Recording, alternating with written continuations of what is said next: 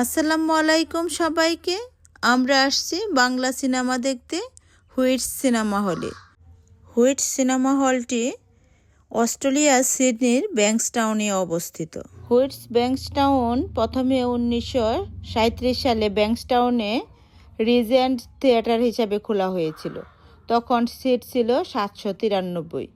পরে 5 এপ্রিল 1990 সালে এটি আবার 8 স্ক্রিন বিশিষ্ট হুইটস ব্যাংকস্টাউন 4 নামে পুনরায় খোলা হয়। তাই এটি বিভিন্ন ধাপে রূপান্তরিত হলেও মূল থিয়েটার হিসেবে 1937 সালে জনপ্রিয়তা পায়।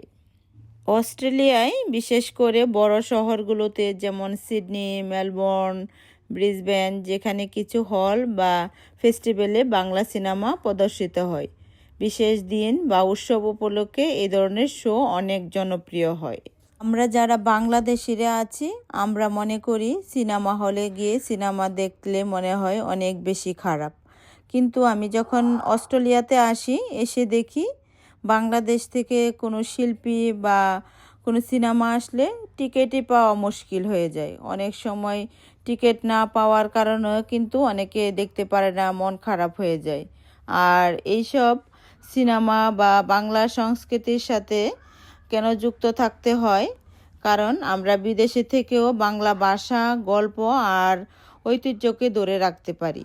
এছাড়া নতুন প্রজন্মের জন্য এটি একটা সংযোগ তৈরি করে, যাতে তারা বাংলা সিনেমার মাধ্যমে তাদের শেকড়ের সঙ্গে যুক্ত থাকতে পারে।